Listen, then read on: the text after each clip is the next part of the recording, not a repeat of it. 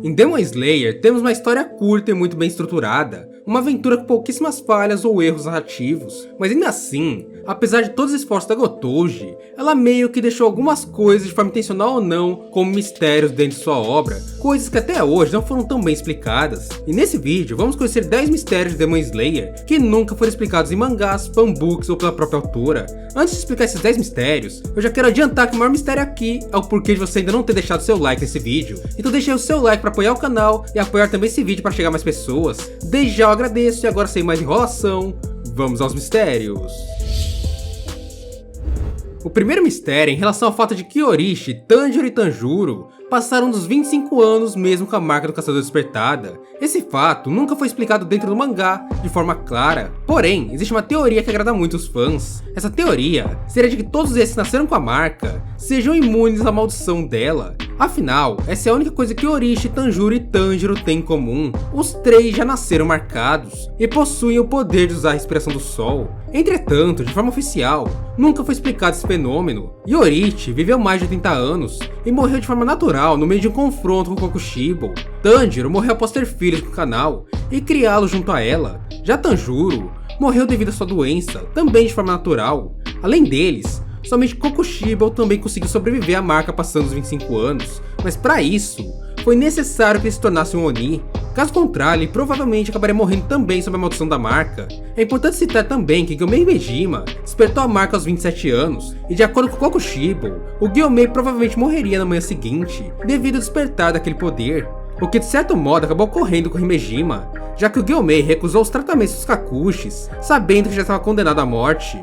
Então basicamente, nunca foi explicado de forma clara o que era preciso para sobreviver à maldição da marca do caçador, se era um fator genético ou se realmente existia uma entidade que escolheria aqueles que foram ou não abençoados com a habilidade de resistir à marca. Então isso nunca foi explicado dentro do mangá, sendo um mistério até hoje. Uma outra coisa interessante, talvez você não tenha percebido, é que não temos nenhum rank Kinoi na obra. O rank Kinoi é o rank que antecede o rank Hashira, ou seja, antes de se tornarem pilares, os caçadores acabam passando por esse rank, e isso se eles não matarem um Kizuki no meio de suas ascensões como caçadores. No mangá de Demon Slayer, no momento que a história principal se passa, não temos nenhum caçador de rank Kinoi na obra. O mais próximo de chegar nesse rank, talvez seria Kanao. Mas mesmo assim, ela termina a obra sem chegar no rank Kinoi, pulando direto para a posição de pilar após a morte de Shinobu. Apesar de muitos caçadores serem mortos em missão, era para ser natural aparecer raramente pessoas capazes de sobreviverem e aumentarem seus ranks, até porque encontrar um Kizuki não era algo assim tão comum na organização de caçadores. Até mesmo as luas inferiores eram difíceis de serem encontradas com facilidade por caçadores de Onis. Ranks Kinois, ou caçadores com potencial de se tornarem pilares, eram para existir com melhor frequência na obra, o que não acabou ocorrendo e nem mesmo explicado o motivo. Durante a obra inteira, com seus extras, fanbooks e tudo mais, temos apenas Kyojuro Rengoku saindo do rank Kinoi para o rank Hashira, e isso durante a Kyojuro Rengoku Gaiden. Os outros pilares não temos informações, então até o momento, rank Kinoi é quase extinto. Então esse é o segundo mistério que nunca foi explicado de forma clara em Demon Slayer, o que nos resta é apenas teorias. Talvez esse próximo mistério tenha de certa forma ligação com o anterior, mas ainda assim é algo que também não foi explicado na obra. Afinal, por que não existem tantos Shisugukus /aprendizes em Demon Slayer? Temos apenas dois caçadores que treinavam com Hashiras, Genya que treinava com Gyomei e Kanao que treinava com Shinobu. Os outros 7 Hashiras, Obanai, Mitsuri, Rengoku, Tengen, Sanemi, Tomioka e Muichiro, nenhum tinha um aprendiz ou sucessor. Primeiro, temos a explicação de que Rengoku não tinha aprendizes porque todos fugiam dos seus treinamentos, ou seja, ninguém aguentava fazer o treinamento pilar de Rengoku. O que podemos deduzir como explicação para que todos os pilares não tivessem os aprendizes, ou seja, todos tentavam ser treinados e acabavam fugindo. Entretanto, esse fato cai por água abaixo durante o arco do treinamento pilar, porque diversos caçadores passaram pelos treinamentos Hashiras e resistiram até o final, indo o mais longe possível. É dito que a grande maioria ficou extremamente empolgada para o treinamento e se dedicaram bastante nele. Os poucos que desistiram só foram desistir no treinamento não obrigatório do Pilar da Pedra. Alguns aqui ainda vão dizer: ah, mas eles estavam sendo obrigados a treinar daquele jeito. Não era porque eles queriam treinar assim, mas eram obrigados pela organização de caçadores. Mas não, eles podiam simplesmente ir embora, ou não fazerem nada. Shinobu não fez nada, Gil não iria fazer nada, então a escolha era livre. o que acaba deixando estranho o fato de que poucos caçadores realmente foram treinados pela elite Demon Corp. E aí voltamos à questão inicial, por que não existiam tantos Sugokus ou aprendizes / sucessores em Demon Slayer? O próximo mistério da lista é em relação aos venenos de glicínia. As próprias glicínias eram venenosas para os Onis, sendo assim, eles naturalmente ficavam afastados delas e evitavam contato. Na obra, vemos apenas 2 Hashiras usando esse recurso em combate, Tengen Uzui e Shinobu Kocho. Doma provou que os Onis realmente criam resistência aos venenos quando são atacados muitas vezes pelo mesmo, e também que os demônios trocam informações entre si, então doses altas de veneno de glicínia iam se tornar inúteis se utilizadas várias vezes. Mas por que não usar doses baixas em momentos de extrema importância? Por exemplo, eu quero imobilizar um Oni e cortá-lo com minha Nichirin. O veneno seria uma ótima opção, seria algo simples e talvez até mais prático, assim como o Zui fez com suas kunais durante o arco do Distrito da Luz Vermelha. Para isso, bastava deixar algumas flores de glicínia com os caçadores para que eles passassem suas espadas. Então o uso de venenos não seria algo assim tão nichado. E ele ser nichado foi algo bem mal explicado em Demon Slayer, e também algo que poderia evitar muitas mortes com o passar da obra, algo que não teve explicação. O próximo mistério é em relação ao modo que a organização de caçadores movia os seus pilares. Durante a missão do Monte Natagumo, 2 Hashiras foram enviados, Shinobu Kocho e Gil Tomioka, o que evitou a morte de diversos caçadores, incluindo Zenitsu e Inosuke. Isso já contando com a morte de vários Onis poderosos e também de uma lua inferior promissora como Rui. Depois dessa movimentação, as movimentações seguintes foram todas individuais, o que de certo modo causa estranheza. Rengoku foi sozinho para o trem infinito, mesmo com a suspeita de uma lua inferior, o que acabou resultando em sua morte. Afinal, se ele estivesse lá em dupla com Tomioka, Zui, Sanemi e Gyumei, será que as coisas com a casa não seriam diferentes? E o mesmo serve para o Tengen lá no distrito.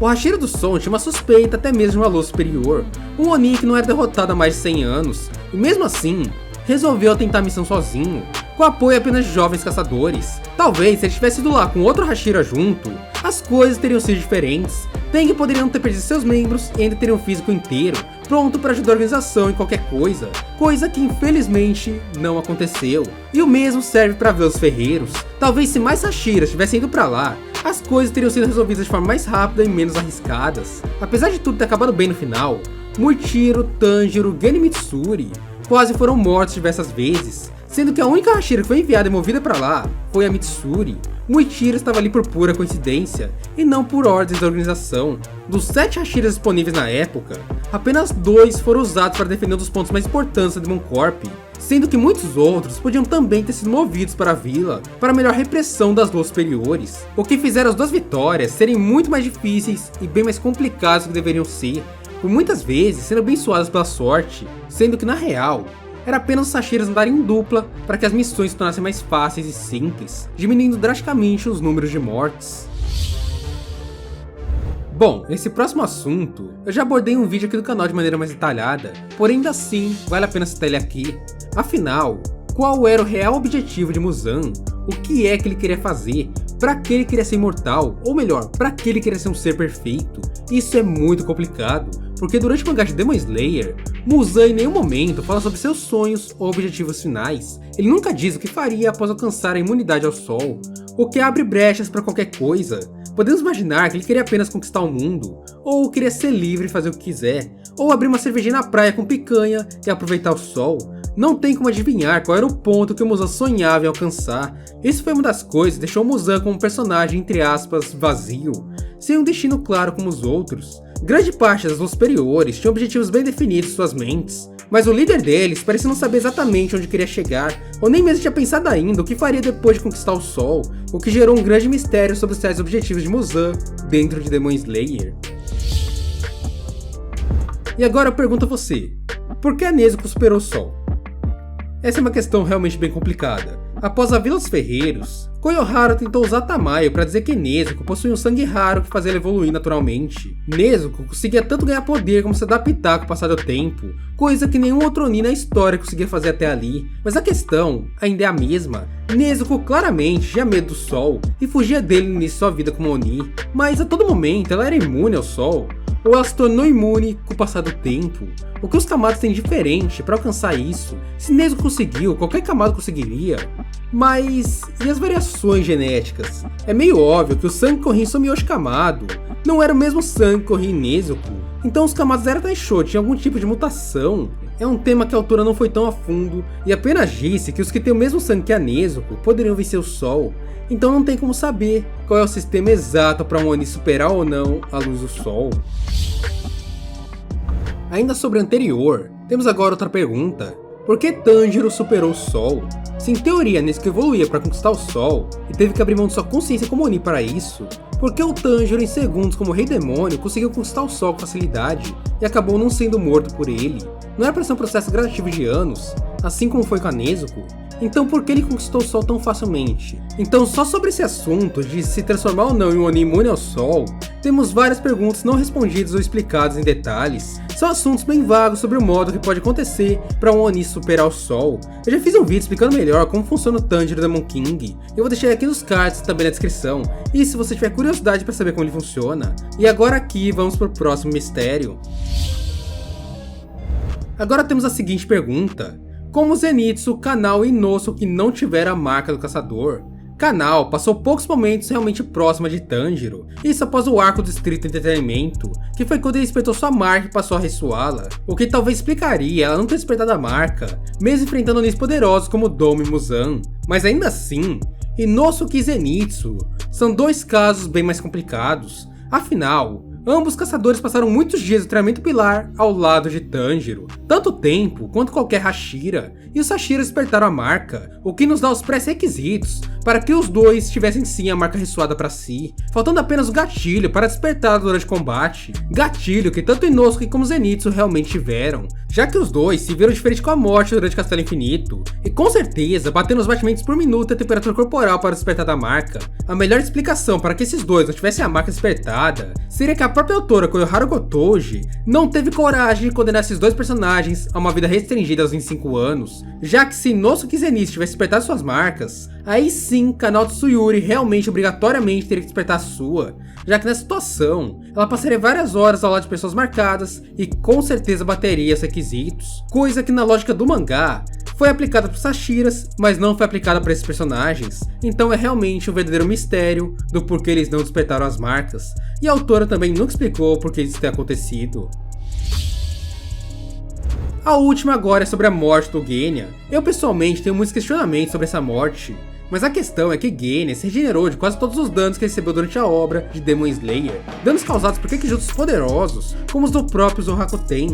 Kokushibo não tinha uma lâmina de Shirin, e sim uma lâmina criada por sua própria carne, enquanto Genya havia comido parte da lua superior 1 e estava com sua regeneração próxima de uma lua superior. Em teoria, pelos poderes de Genya, por tudo que ele resistiu, não era para o corte que o Kokushibo fez em seu corpo ser um corte fatal, era para ele se regenerar de alguma forma e seguir a lógica de um Oni, já que essa era a habilidade que ele desenvolveu fortificando seu corpo com o sangue de uma lua mais forte. Talvez Gotoji tenha matado para dar emoção àquela batalha, com uma despedida entre irmãos com Genya e Sanemi, mas no fundo é realmente uma morte que foge um pouco do sentido da obra, a não ser que a habilidade do Genya o deixasse realmente vulnerável a qualquer lâmina, e sua regeneração não ficasse tão boa nem em comparação a Onis fraquinhos, mas aí faltou a explicação da autora, o que de certo modo transforma isso em um verdadeiro mistério.